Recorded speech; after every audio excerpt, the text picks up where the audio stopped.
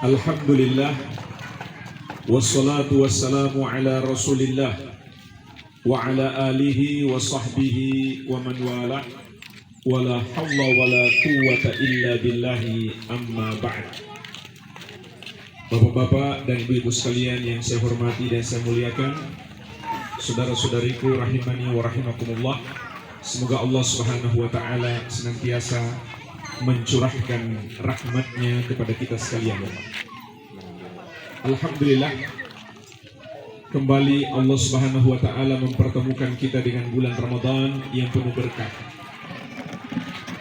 Di antara keutamaan bulan Ramadan adalah doa-doa kita lebih mustajab. Di dalam Al-Quran, di tengah-tengah ayat puasa, Allah Subhanahu wa taala menyebutkan tentang doa. Wa idza sa'alaka 'ibadi 'anni fa inni qaribun ujibu da'watad da'i idza da'an falyastajibu li wal yu'minu bi la'allahum yarshudun. Apabila hamba-hambaku bertanya tentang aku, maka sesungguhnya aku dekat. Aku mengabulkan doa orang yang berdoa kepadaku. Maka hendaklah mereka menjawab seruanku dan beriman kepadaku, agar mereka mendapatkan petunjuk. Para ulama ahli tafsir menjelaskan, maksud ayat ini adalah Allah Subhanahu wa taala memerintahkan kepada kita di bulan Ramadan untuk memperbanyak doa. Karena ayat ini disebutkan di tengah-tengah ayat tentang puasa. Dan Allah Subhanahu wa taala dalam ayat ini berjanji akan mengabulkan doa kita.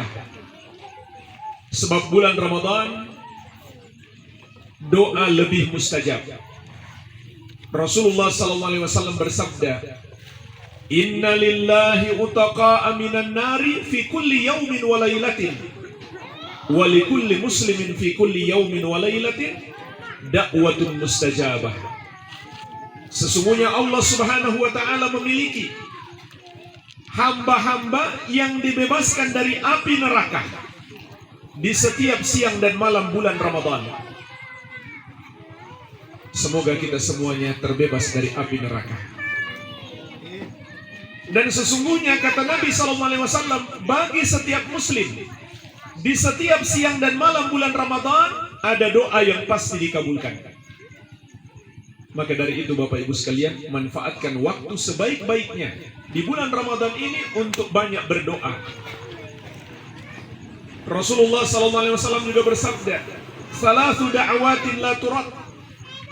Ada 3 doa yang tidak akan ditolak, pasti dikabulkan oleh Allah Subhanahu wa taala. Yang pertama, da'watul walid, doa orang tua untuk anak. Maka sebagai orang tua, selalu doakan kebaikan untuk anak kita. Selalu doakan agar anak kita menjadi anak yang bertakwa kepada Allah Subhanahu wa taala, yang bisa meraih kebahagiaan di dunia dan di akhirat. Dan jangan sekali-kali mendoakan keburukan untuk anak kita. Karena kata Nabi SAW, doa orang tua untuk anak pasti dikabulkan. Yang kedua, wada'watu sha'im, doanya orang yang sedang berpuasa. Terlebih lagi jemaah sekalian, kita saat ini berada di hari Jumat di waktu sore. Waktu terbaik untuk berdoa di akhir hari Jumat saat kita sedang berpuasa. Manfaatkan waktu sebaik-baiknya untuk berdoa dan memohon ampun kepada Allah Subhanahu wa taala. Yang ketiga, wada'watul musafir, doanya musafir, orang yang sedang melakukan perjalanan jauh. Dan Allah Subhanahu wa taala berjanji setiap doa kita pasti dikabulkan. Sebagaimana firman-Nya, "Ud'uuni astajib lakum." Berdoalah kepadaku, maka aku akan mengabulkan doamu. Sehingga Nabi Muhammad SAW mengatakan, "Ud'ullaha wa antum muqinuna bil ijabah." Berdoalah kepada Allah dalam keadaan kamu yakin Allah akan mengabulkan doamu. Tapi jemaah sekalian, Allah Subhanahu wa ta'ala mengabulkan doa tidak begitu saja, melainkan ada syaratnya. Apa syaratnya? Minimal ada 2 syarat utama. Yang pertama adalah kita berdoa hanya kepada Allah dalam keadaan kita yakin memang hanya Allah yang maha mampu mendengar doa kita.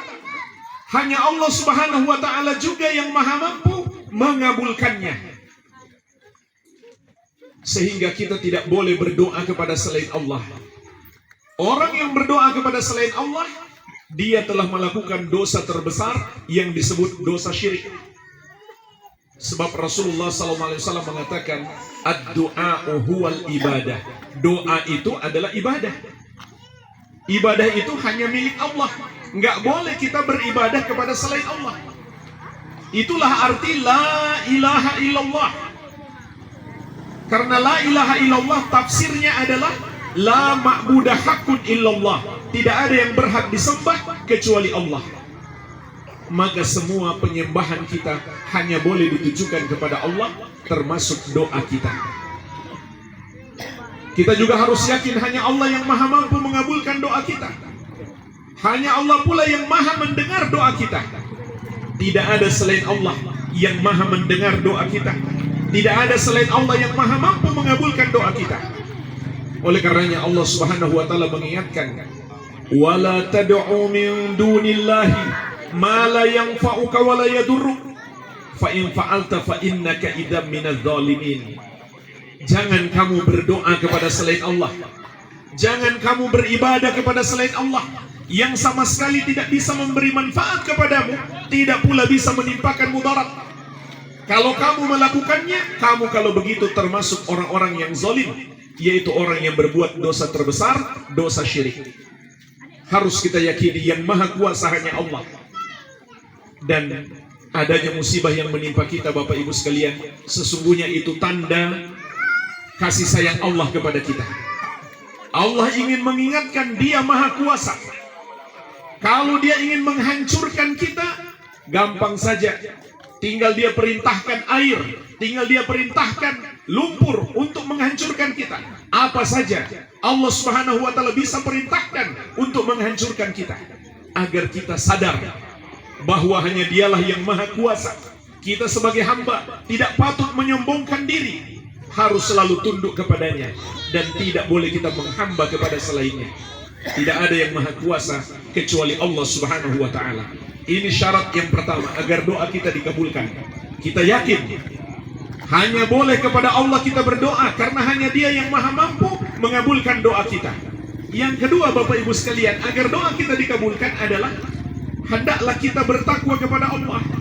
Kita jalankan perintah-perintahnya dan kita jauhi larangannya. Itu syarat Allah mengabulkan doa kita. Sehingga Rasulullah SAW mengingatkan kita, dzakara rajul yutilu safar asy'atha akbar yamuddu yadayhi ila sama, ya Rabb ya Rabb. Nabi SAW menyebutkan tentang seseorang yang melakukan perjalanan jauh, yang penampilannya kusut masai lagi berdebu. Dia pun menengadahkan tangannya ke langit seraya berdoa, wahai Rabb, wahai Rabb. Dia meminta kepada Allah. Namun kata Nabi SAW, wa mat'amuhu haramun, makanannya haram. Wa mashrabuhu haramun, minumannya haram. Wa malbasuhu haramun, pakaiannya juga haram. Wa ghudhiya bil haram, dan dia tumbuh dari yang haram. Fa anna yustajabu lahu, bagaimana mungkin doanya dikabulkan? Jadi perbuatan dosa yang kita lakukan akan menghalangi doa-doa kita dikabulkan. Dan kalau doa kita dikabulkan, nggak mungkin kita selamat. Orang yang selamat, yang doanya dikabulkan oleh Allah Subhanahu wa ta'ala. Jangankan kita jemaah sekalian, Nabi Muhammad SAW saja selalu berdoa kepada Allah. Dan doa beliau yang paling banyak adalah Rabbana atina fid dunya hasanah wa fil akhirati hasanah wa qina adzabannar. Juga beliau selalu berdoa, Allahumma ya muqallibal qulub, tsabbit qalbi ala dini. Ya Allah yang membolak-balikan hati, kuatkan hatiku di atas agamamu. Dan setiap hari, Bapak Ibu sekalian, Nabi Muhammad SAW beristighfar, memohon ampun kepada Allah tidak kurang dari 100 kali setiap hari. Bagaimana dengan kita? Kita semuanya adalah pendosa. Tidak ada makhluk kecuali para nabi dan rasul yang maksum. Tidak ada yang bisa selamat dari dosa. Kita semuanya pendosa. Maka di bulan Ramadan yang penuh berkah ini, hendaklah kita bertobat kepada Allah. Yang mungkin sebelum bulan Ramadan tidak menjaga sholat 5 waktu, di bulan Ramadan dan seterusnya harus bertobat kepada Allah, harus jaga sholat 5 waktu. Ini syarat utama agar doa kita dikabulkan oleh Allah Subhanahu wa ta'ala. Dan sholat 5 waktu itu adalah penentu baik dan buruknya kita, selamat atau tidaknya kita. Kelak di hari kiamat, kata Rasulullah SAW, awwalu ma yuhasabu bihil abdu yaumal qiyamah sholatuhu. Yang pertama Allah akan periksa, Allah akan adili dari amalan seorang hamba itu adalah sholatnya.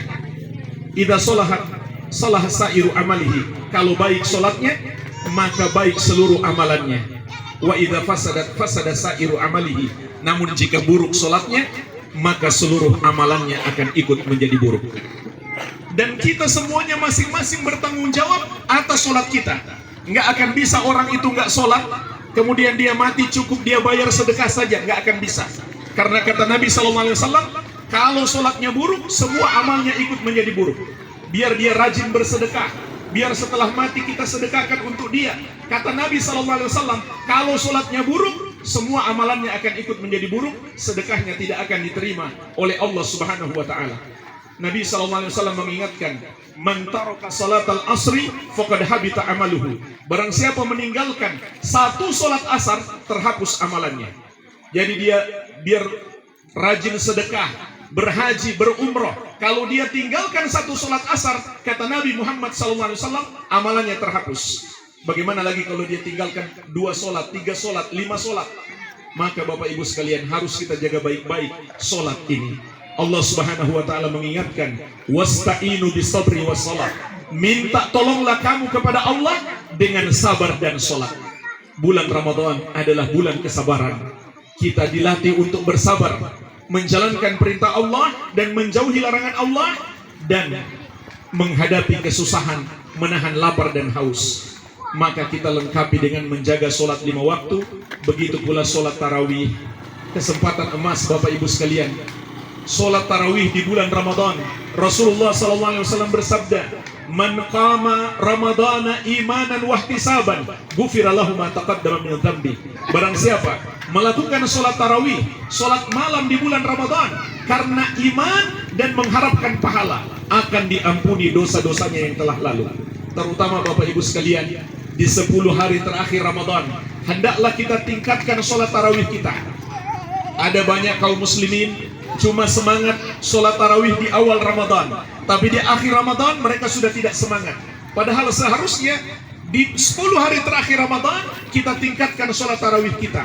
Karena pada salah satu dari 10 malam terakhir Ramadan ada Lailatul Qadar.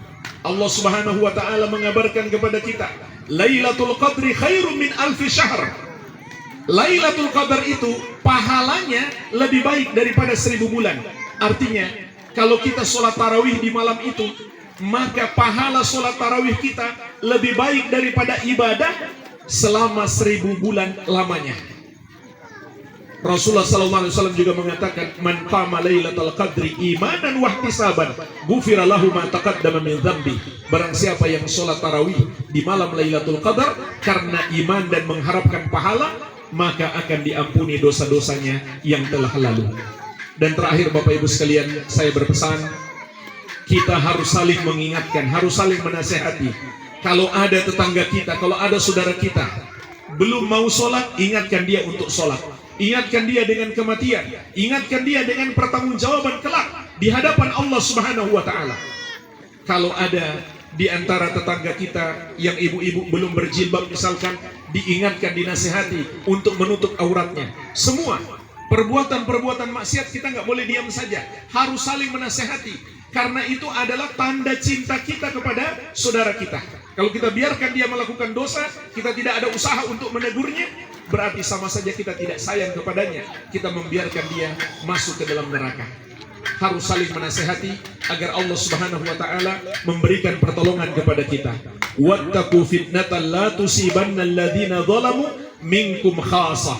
Takutlah kamu kepada azab yang tidak saja menimpa orang-orang yang zalim di antara kamu secara khusus. Artinya orang baik pun Allah akan hukum. Kenapa dia akan dihukum? Karena dia diam saja melihat orang-orang yang melakukan perbuatan dosa. Jadi dalam satu komunitas, dalam satu masyarakat harus ditegakkan amar ma'ruf nahi mungkar, harus saling mengingatkan, terutama mengingatkan bahwa yang berhak disembah hanya Allah Subhanahu wa taala, Sang Pencipta. Hanya kepadanya kita bertawakal, hanya kepadanya kita bergantung, dan Allah berjanji, "Wa may yatawakkal 'alallahi fahuwa hasbuh." Barang siapa bertawakal, bergantung hatinya hanya kepada Allah, maka cukuplah Allah sebagai penolongnya. Yakinlah Allah akan menolong kita apabila kita bergantung hanya kepadanya yang satu saja. Inilah sedikit yang bisa saya sampaikan. Semoga bermanfaat. Lebih dan kurangnya saya mohon maaf. Wabillahi taufik. Walhamdulillahi rabbil alamin. Wassalamualaikum warahmatullahi wabarakatuh.